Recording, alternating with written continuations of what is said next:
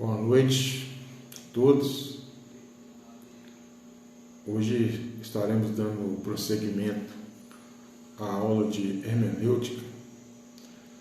Hoje nós vamos abranger o capítulo 2 o capítulo 1, e o capítulo 2, que fala sobre a disciplina da hermenêutica.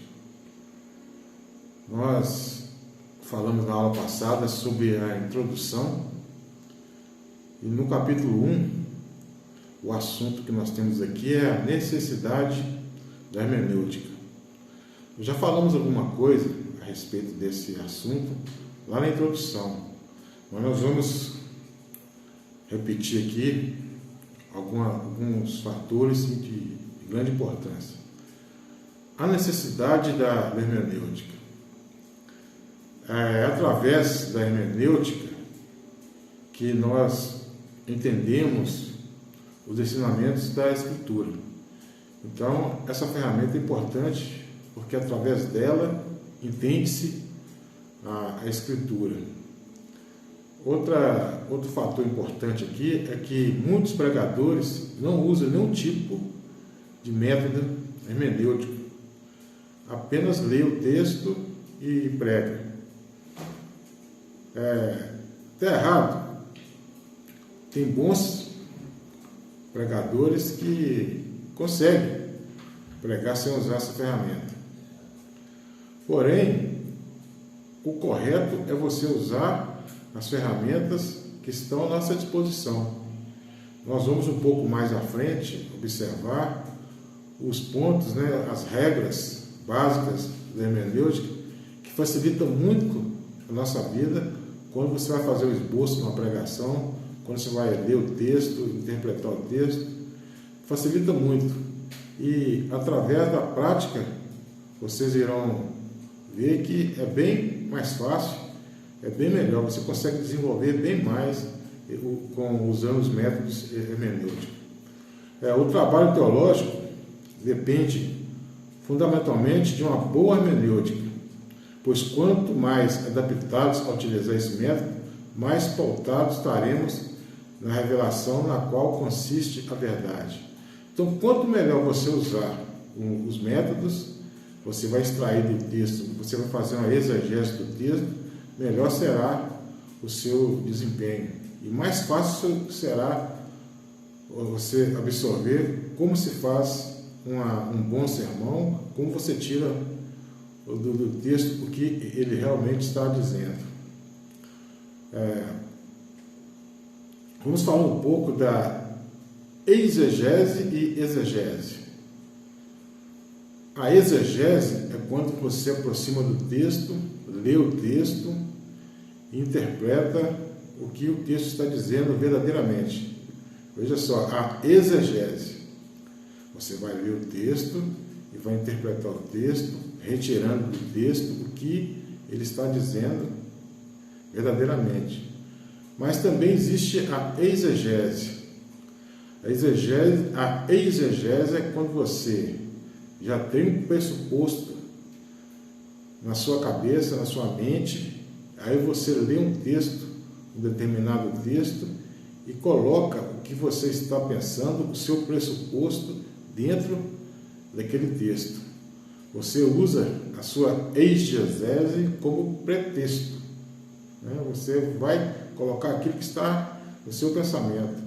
E fica bem a calhar para o pregador quando ele aproxima do texto e quem pôr ao texto o que o texto não está dizendo, e sim o que ele quer que o texto diz. Mas, porém, todavia, é um erro hermenêutico, porque você tem que tirar do texto o que ele está dizendo para você poder repassar aos seus ouvintes. Então, essa é a diferença da exegese e da exegese. Bom, continuando aqui, vamos falar um pouco agora, já falamos aí dos aspectos iniciais da hermenêutica, da exegese, falamos também da necessidade da hermenêutica. Na introdução nós falamos como usar, né, esse método. Agora vamos falar um pouco da história da hermenêutica. Muitas pessoas pensam que a hermenêutica surgiu de uma hora para outra. Não, ela surgiu dentro de um processo histórico que vem de muito tempo atrás. Biblicamente falando, nós temos o primeiro a usar esse método exegético, muitas vezes sem uma noção mais aprofundada, mas foi usado. Foi o sacerdote Esdras. Ele colocava o povo vinha até ali as imediações do templo para ouvir o sacerdote proclamar, ler, né, a lei e fazer a pregação a respeito do que foi lido na lei. O sacerdote Esdras reuniu a assembleia depois da volta do cativeiro. Veja bem que o povo tinha voltado do cativeiro, o povo ficou 70 anos lá na Babilônia e voltava do cativeiro. E o Esdras, o sacerdote Esdras, ele expôs as escrituras para todo o povo. Provavelmente foi o momento que a hermenêutica bíblica iniciou-se entre os judeus. Veja que com Esdras, provavelmente foi o momento em que a hermenêutica deu início entre os judeus. O texto bíblico que eu estou falando aqui está lá em Neemias 8:1 e diz assim: e chegando o 7º mês, estando os filhos de Israel na sua cidade, todo o povo se juntou como um só homem na praça, diante da porta das águas, e disseram a Esdras, o escriba, que trouxesse o livro da lei que o Senhor tinha prescrito a Israel. Neemias 8:1. Então aqui era a exposição da lei, né, da lei de Moisés. O Esdras, como sacerdote, ele lia e explicava para o povo. É interessante aqui que o Esdras, ele precisava que alguém interpretasse, porque o povo que voltou lá do cativeiro babilônico, lembrando que na Babilônia eles não falavam a língua hebraica, e sim o aramaico, o povo ficou lá 70 anos e provavelmente eles já não falavam mais o hebraico, eles falavam a língua aramaica, e os textos bíblicos estavam em hebraico. Então o Esdras lia o texto bíblico em hebraico, e provavelmente aqui ele precisava de intérpretes, porque o povo ele estava acostumado, ficou 70 anos lá no cativeiro, e estavam acostumados a falar o aramaico. Veja que interessante, né? O povo, muitos ali esqueceram como que se fala a sua língua nativa. Aqui, dentro da história da hermenêutica, nós podemos falar da Tanakh. A Tanakh corresponde aos escritos do Antigo Testamento da Bíblia judaica. Lembrando que o povo de Israel tinha sido levado para o cativeiro, que eu já falei anteriormente, né? E depois, falando a língua aramaica, necessitava do intérprete. E isso dificultava muito o entendimento deles. Então eles tinham que ter um intérprete. A hermenêutica usada por Esdras consistia numa forma literal, que posteriormente foi usada, essa forma literal, pela escola de Antioquia. Nós vamos falar um pouco mais à frente de duas escolas, né? A Antioquia e a escola de Alexandria, que tinham maneiras diferentes de interpretar a Bíblia. Mas isso nós vamos falar um pouco mais à frente. Também tinha os judeus palestinos, aqueles judeus que permaneceram ali lá em Israel, né? Entre os judeus palestinos tinha um elevado apreço pela Escritura e desenvolveu-se uma tradição interpretativa dela. Essa tradição deu origem ao Midrash, que na prática substituía o uso da Torá propriamente dita. Então, houve algumas tradições que, consequentemente, o povo começou a dar muito valor, né? Que é a Midrash, né? E a Tanakh significa a lei, os profetas e os escritos, né? Que é a Torá, Neviim e Ketuvim. Essas são a Tanakh. E também surgiu o Midrash, que era uma interpretação a respeito das escrituras e que o povo ali usava, né? E tinha grande apreço entre eles, os judeus palestinos. Bom, vamos falar um pouco agora da hermenêutica que era desenvolvida na Palestina e também da hermenêutica que era desenvolvida na Alexandria, né? A Palestina era mais literal e os alexandrinos eram mais alegóricos, né? Os judeus palestinos davam maior importância à interpretação da lei em detrimento aos profetas e os escritos. Então, como era dividida a lei, o Antigo Testamento, né, era dividido em lei, profetas e escritos, eles tinham um grau de importância entre os judeus palestinos. Eles, em certo momento, passaram a dar mais atenção ao Midrash, que eu tinha falado anteriormente. Eles passaram a dar mais atenção ao Midrash, que eram os comentários a respeito da Tanakh, né? Da lei dos profetas e do escrito. E que a exposição exegética da lei, que é a própria lei, veja que a Midrash era a exposição exegética da lei. Em certo ponto tinha mais valor entre os judeus palestinos do que a própria lei. O grupo dos fariseus faziam parte dos que interpretavam a Sagrada Escritura usando a hermenêutica palestina. Então os fariseus, os irmãos se lembram que era aquele grupo que sempre estava ali no embate com Jesus. E Jesus, até um certo momento, ele exortou, né, para que aquelas pessoas ali não ficassem muito buscando a tradição em detrimento do que estava escrito na própria palavra, né? Jesus Cristo exortou ele para que eles não fizessem esse tipo de coisa. Os judeus chamados alexandrinos, veja bem que aqui tem dois tipos, né? O da Palestina, que vivia ali na região de Israel, e os alexandrinos, que eram os judeus da diáspora, né? Que eles estavam vivendo ali no Egito, lá na cidade de Alexandria. Os judeus chamados alexandrinos eram da diáspora. Alexandria foi uma cidade fundada por Alexandre o Grande. Então, Alexandre o Grande, no desenvolvimento ali do Império Grego, ele fundou a Alexandria. E ali plantou a cultura helenista. A cultura helenista é o mesmo que dizer a cultura grega. Lá em Alexandria foi implantada a cultura grega, né? E lá na Palestina era a cultura judaica. Veja que essa diferença fica bem clara aí para vocês. Os judeus de Alexandria, como já se falou anteriormente, através da influência grega, eles interpretavam a Sagrada Escritura de forma alegórica.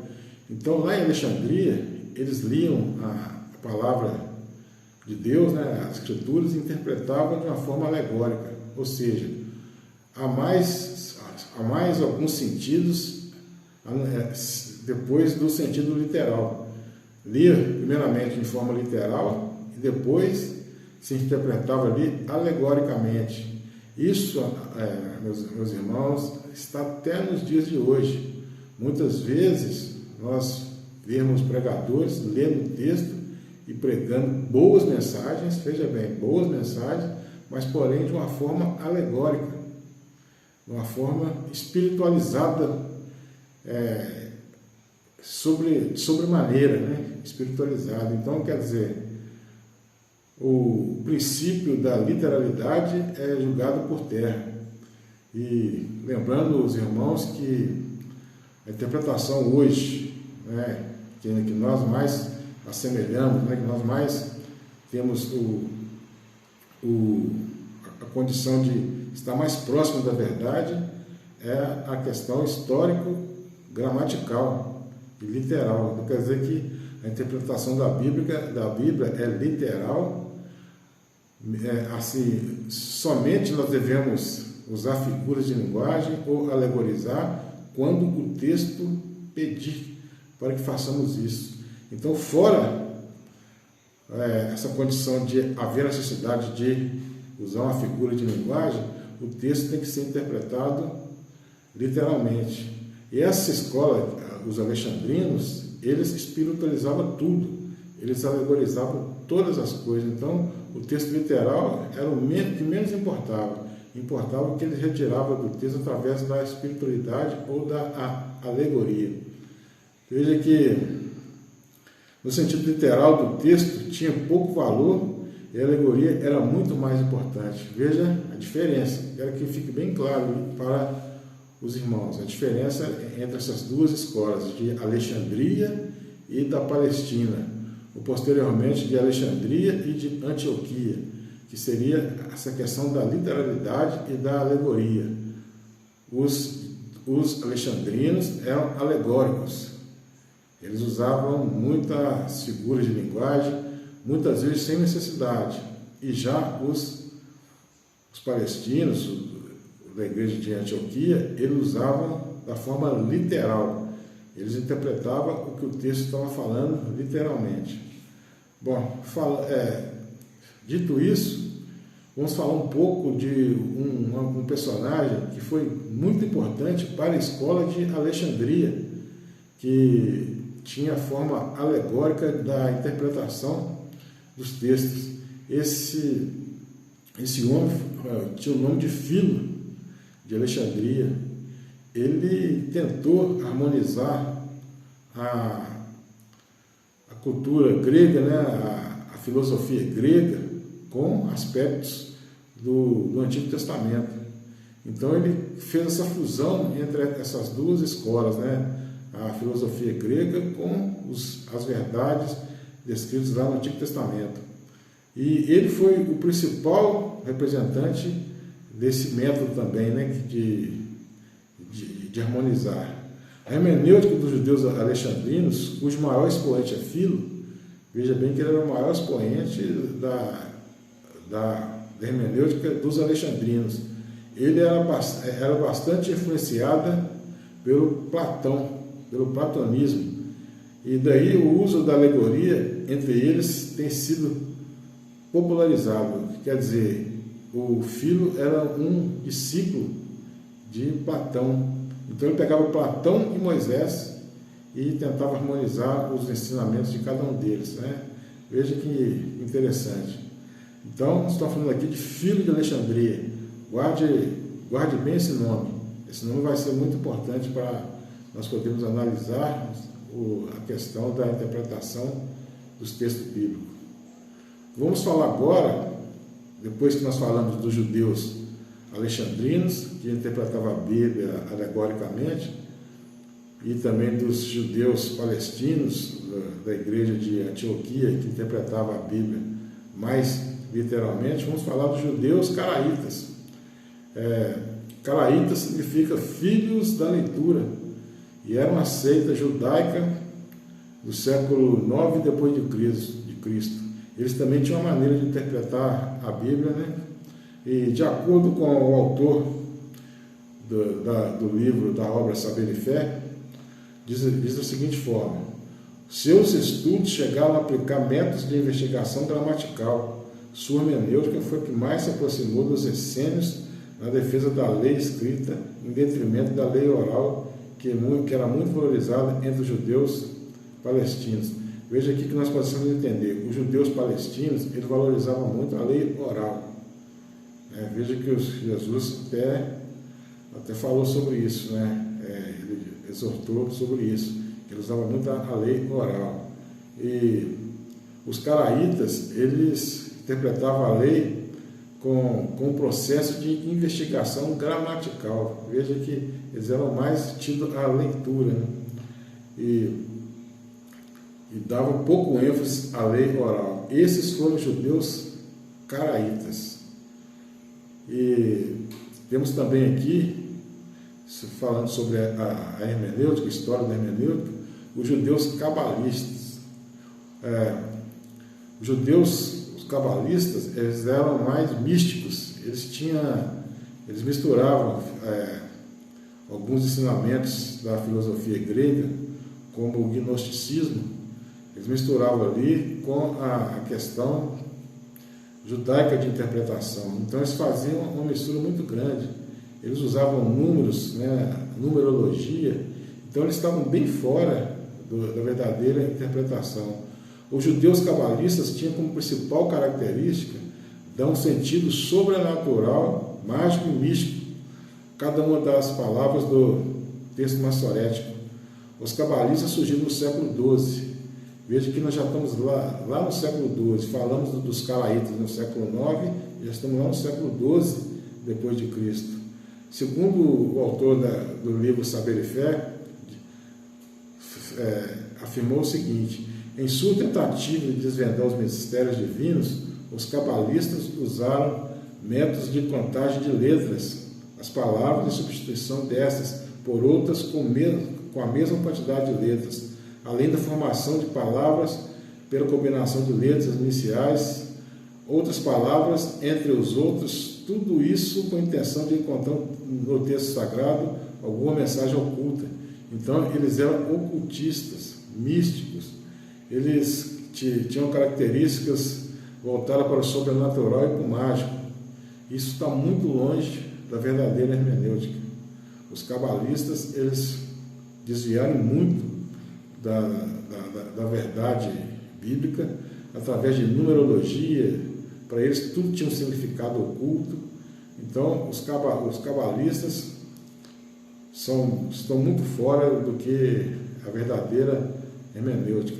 Veja que nós falamos, os irmãos podem até anotar, nós falamos que começou com Esdras, a interpretação do texto bíblico, da lei de Moisés.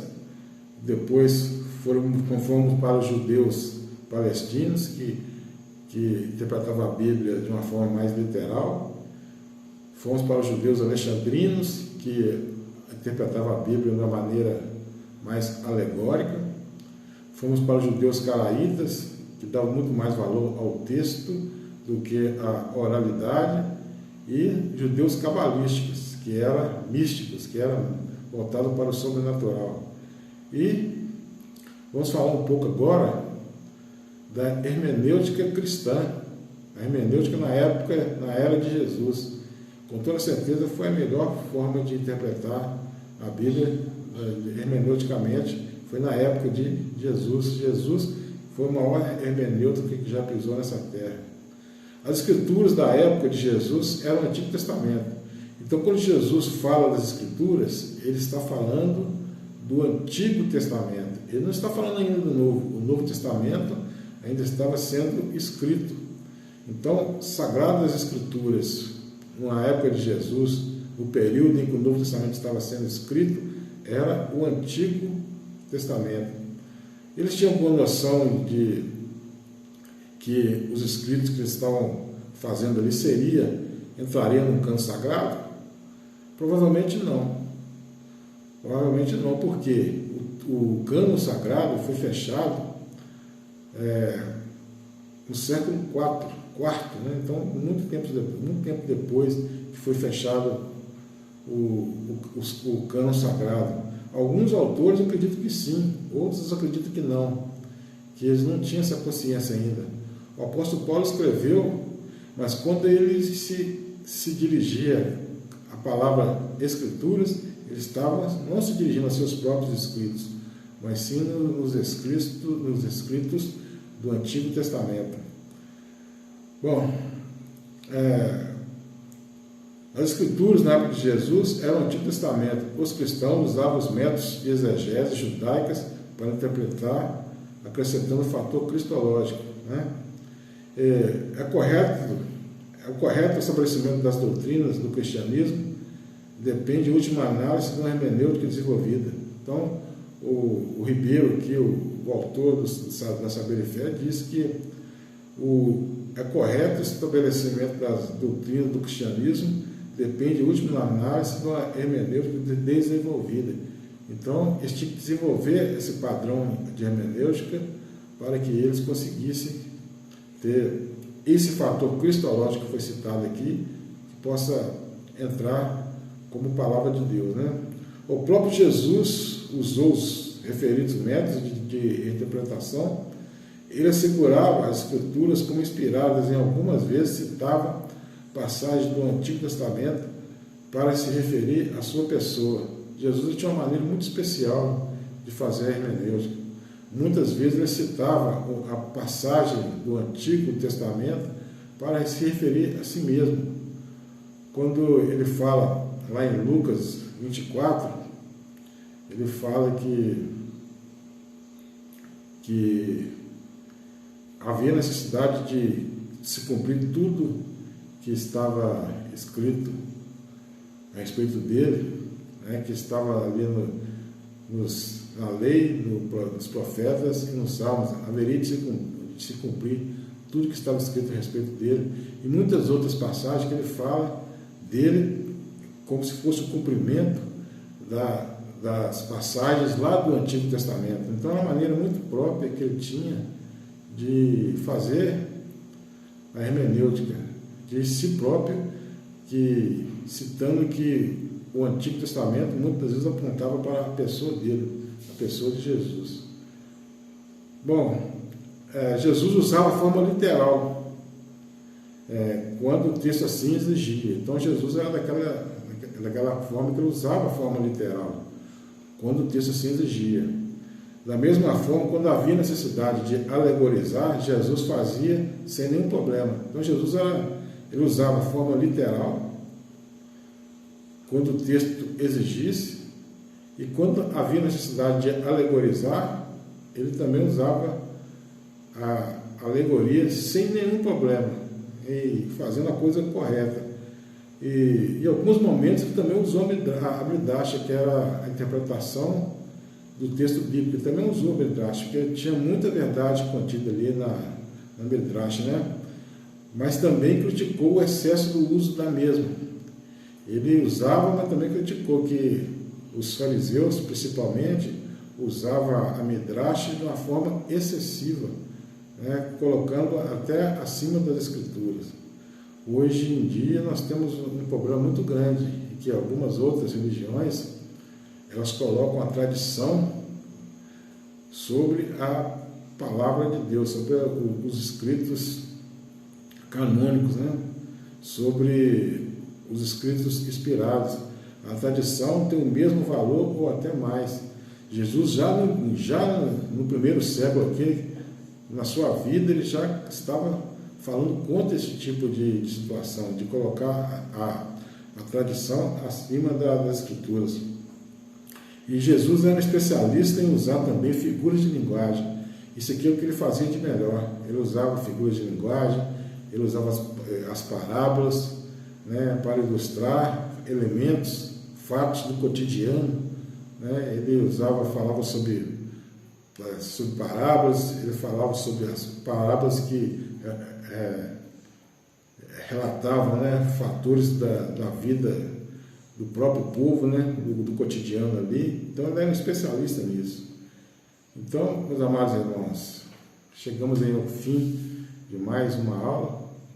Nós falamos aqui de quando começou a hermenêutica, né, entre os judeus, que foi lá em Esdras. Falamos também dos judeus palestinos, dos judeus alexandrinos, falamos dos judeus caraítas, dos judeus cabalistas, falamos também da hermenêutica na era cristã, e que os irmãos anotem esses pontos, né, que eu citei aqui a respeito a